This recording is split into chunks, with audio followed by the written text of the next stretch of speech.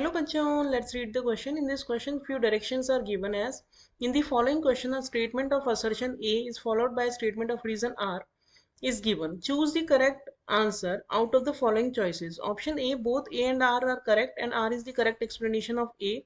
Option B says both A and R are correct and R is not the correct explanation of A. Option C says A is correct but R is incorrect, and option D says R is correct but A is incorrect.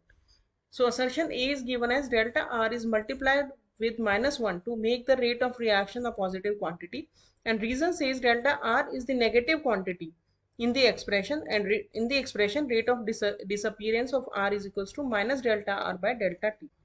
So first of all, let us check the key concept of the question. The key concept of this question is, suppose A is converting to product और product हमारा C है, तो जो rate expression होगा वो हम इस तरह से देते हैं, rate is equals to minus D A by D T is equals to D C by D T, यानी कि जो प्रोडक्ट की रेट होती है उसमें हम पॉजिटिव साइन ही लेते हैं, जबकि जो रिएक्टेंट की रेट होती है उसमें हमेशा हम नेगेटिव साइन लगाते हैं। अब हम इस क्वेश्चन का अगर कंप्लीट सॉल्यूशन देखें तो हम इसमें नेगेटिव साइन क्यों लगाते हैं रिएक्टेंट में, उसका रीज़न ये होता है कि सपोज हमारा रिएक्टेंट हमने ए लिया है और वो इनिशियली हमने 10 मोल लिया और after some time it will be 5 mole, क्योंकि कम ही होगा reactant, reactant always decreases with time, तो ये 10 से 5 मोल हो गया। तो अब अगर हम इसे रेट निकालेंगे तो रेट क्या हो जाएगी, चेंज इन कॉन्सेंट्रेशन। तो कॉन्सेंट्रेशन कैसे चेंज हुई है, कॉन्सेंट्रेशन फाइनल कॉन्सेंट्रेशन 5 है और इनिशियल कॉन्सेंट्रेशन थी 10 डिवाइडेड बाय डेल्टा टी। तो अब ये क्या आ गया, -5 बाय डेल्टा टी, जबकि रेट जो है वो कभी नेगेटिव नहीं हो सकती, क्योंकि रेट नेगेटिव रेट तो कोई भी चीज को रिप्रेजेंट नहीं करती है। इसीलिए जब भी हम रिएक्टेंट की रेट लिखते हैं तो हम माइनस डेल्टा ए या फिर आर बाय डेल्टा टी लगाते हैं, क्योंकि डेल्टा आर तो नेगेटिव आएगा ही for reactant, it will be a negative value because reactant concentration is decreasing with time, so delta R will be a negative quantity.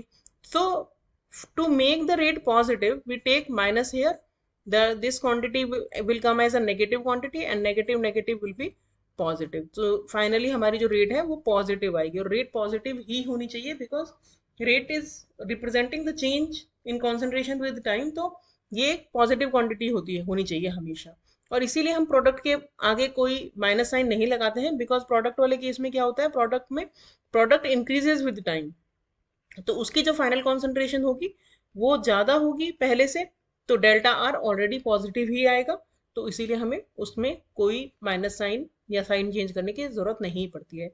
तो यानी कि हमारा assertion is a correct statement, delta R is multiplied with -1 to make the rate of reaction a positive quantity, and reason is also correct, delta R is a negative quantity in the expression rate of disappearance, और इसमें जो delta R है वो negative quantity होती है, negative negative positive होकर rate हमारी positive आती है। Both are correct answers but reason is not the correct explanation of A, तो हमारा करेक्ट आंसर हो गया option B. Hope you understood the solution well, thank you.